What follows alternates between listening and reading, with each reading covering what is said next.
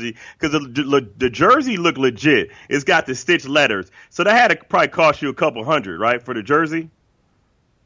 And then your ass went and paid more money to get Vidman on the back.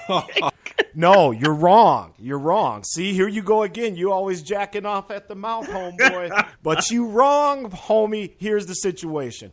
Got the jersey on sale, and they came with free, the free number and name on the back. So I was all over that. Yeah. Wrigleyville Sports, by the way, shout out right across the street from Wrigley Field for all your Chicago Cubs needs. Well, all right, I'm gonna leave you alone with that. I actually do plan on checking out a game in Wrigleyville. You know what I'm watching? You ain't even worthy, man. Oh man, hey, everybody rolled in them games. When they losing, winning, it don't matter. So I'm gonna go. We gonna roll, right? Me, you, the first lady, and Mrs. Dollars in a sense. Well, here's the thing. First off, you got to get past the height requirement, and if you're able to make it in the stadium, I guess we'll let you in. But they got a little guy with an arm talking nonsense about my jersey, man. Let's talk about you and some of these pictures of you in a jersey. What is it? The orange and black jerseys that your little squad wears. And by the way, Reggie is the only baseball coach in America that coaches a 10 and under team where every member of the team is taller than he is. Yeah, you damn right. I think one and the damn kid is like 9 years old, and the rest of the kids are like 10. So you're right, pretty much. Hey, I ain't gonna lie. I'm watching Le'Veon Bell and his great highlights, which we'll get to a little bit later on, of course. Oh, you know, yeah, I got man. some words about that. Exactly, Bram. We got all kinds of stuff popping off tonight. Mm-hmm. As you can tell, folks, Reggie is definitely on one tonight. And, hey, also, man, your New York Jets, homie, the New York Jets, their fans got their quarterback. Fitzgerald is in camp. Mr. Marshall is very, very happy, so we're going to talk about that as well.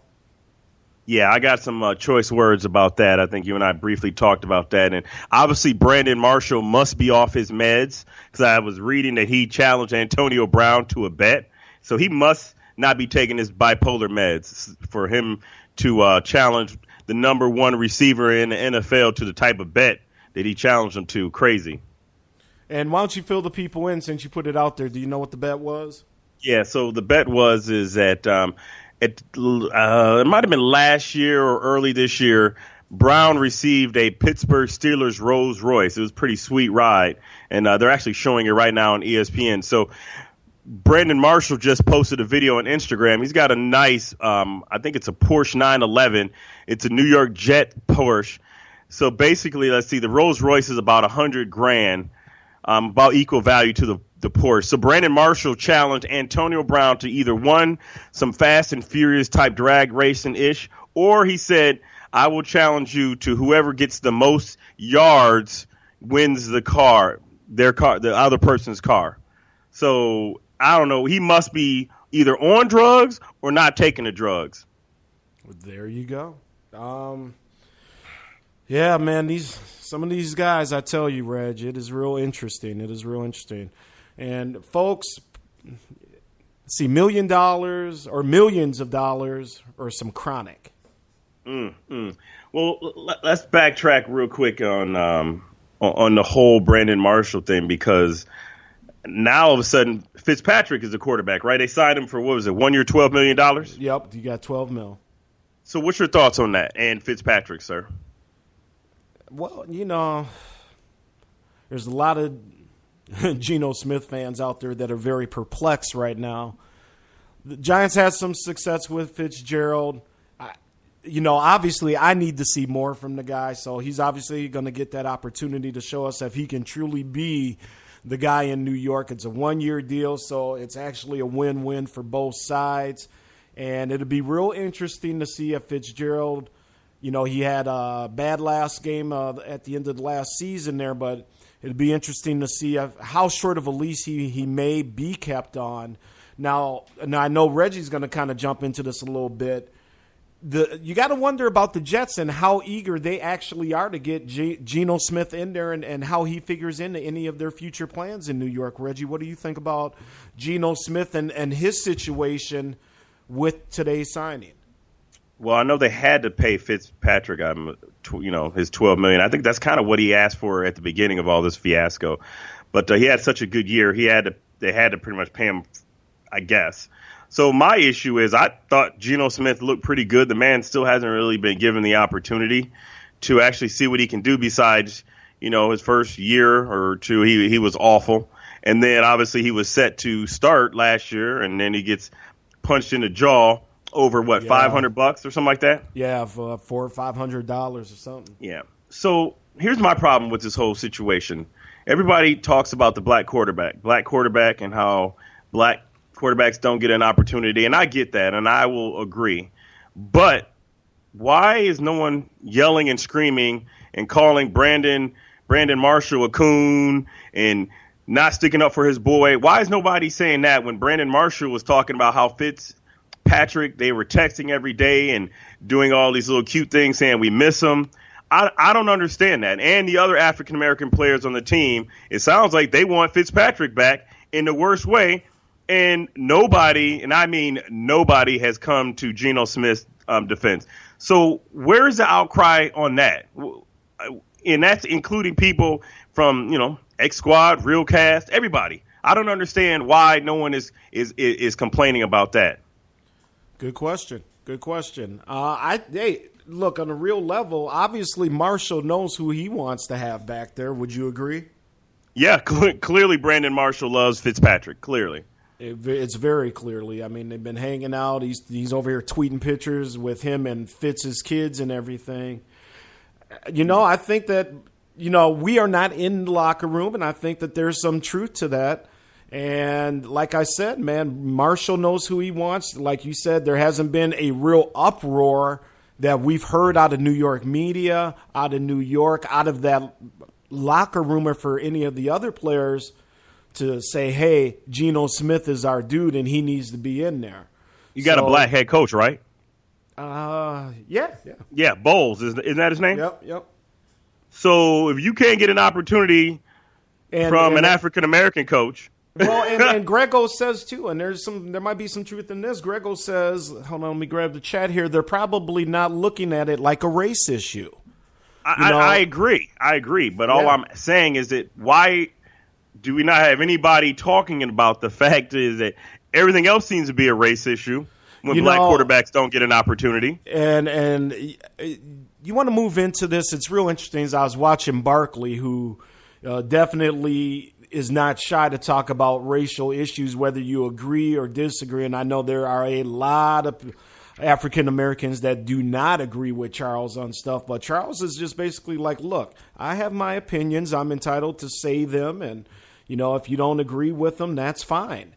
And, how can you argue with that? Who knows? I don't think it's a race issue. I think it's just Fitzgerald, they think is better than Geno Smith.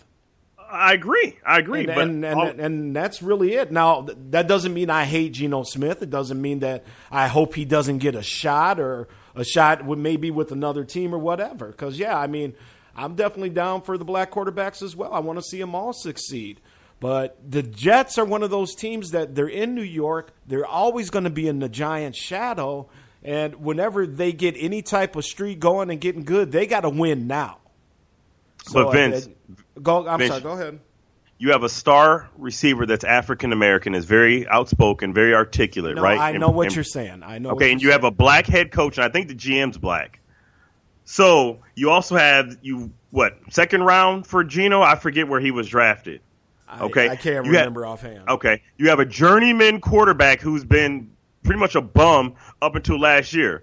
If now ain't the time to start Geno Smith, I don't know what is. And that's all I'm saying is that we don't get upset when at the African-American head coach. We don't get upset at the star African-American receiver when he bumps for a journeyman white quarterback instead of a fellow African-American quarterback. Well, that's all I'm saying. So right. Well, regardless of how we want to spin it. And, like Grego said, it may not be looked at as a race issue. It may be. Who knows, man? I think right now, though, the Jets obviously just think that Fitzpatrick is the better quarterback for them to win than Geno Smith. That's all I'm saying. And Geno, he was the 39th pick overall in the second round, 2013 draft. He went to West Virginia. He's a Miami kid. Played his high school ball down there in South Florida. So I mean, hey, I wish him the best, man. I do too. And here's the thing, here's the bright spot for Fitzgerald and Ninja, my main man. I appreciate you popping in right on time. So obviously, Ninja's definitely going to give us his takes on this. Yeah, ask Ninja. And hold on, let me give Ninja the proper intro as well here. The host of the Underground Railroad, Realcast Rangers. Props and shout out to them as well. You can find his show on Spreaker.com as well. And that Ninja's definitely going to cover pro-black quarterbacks and give you a different point of view, and a view that a lot of people need to hear, by the way, too. So that Ninja, what's going on, sir? Hey, why don't you ask Ninja what his thoughts are on what I had just asked you, if you don't mind? Ninja, if you did hear what Reggie just said, you may have caught the tail end. I don't know how much you heard. We were talking about Fitzgerald signing today, how that's going to play out for Geno Smith. What I was just about to say here in terms of this signing, now it's a 1-year deal. So if Geno can go into training camp, and however that's got to be, Reg, wow them, so to speak, to the point where he gets people thinking, hey, we do only have this guy signed here for a minute. Maybe he can crack his way back into the lineup that way. I don't know. But the thing is, the Jets are going to have to make a decision after this year. And if they drafted somebody. They also drafted oh man. I mean, look. Ninja's right. Training camp isn't even over yet. Everybody calm down. They drafted someone. Oh, Ninja, all I was saying was that I just find it very peculiar that you have a articulate star African-American receiver. You have a very good, sounds like a strong-willed African-American coach. I believe maybe possibly a black GM. Correct me if I'm wrong. And the brother doesn't even get a chance to start. And then you have a journeyman, and they all bump for him. Though. That's the thing. You got to earn the chance. And obviously, for whatever reason, that the Jets are telling you who they think is better. And Ninja had a great point. He said, you do realize Geno beat him out in training camp last year. That's absolutely right. And that's what I'm saying. With Fitzgerald only signed for 1 year, there's opportunity still there. So if you Geno, you just keep it to the grindstone, man. Make plays, get people thinking, show them some of those things that got him drafted high in the second round, and there may be an opportunity for him. Was it Lynch Paxton Lynch? Is that who they drafted? I'm going to have to look that up. But yeah, exactly.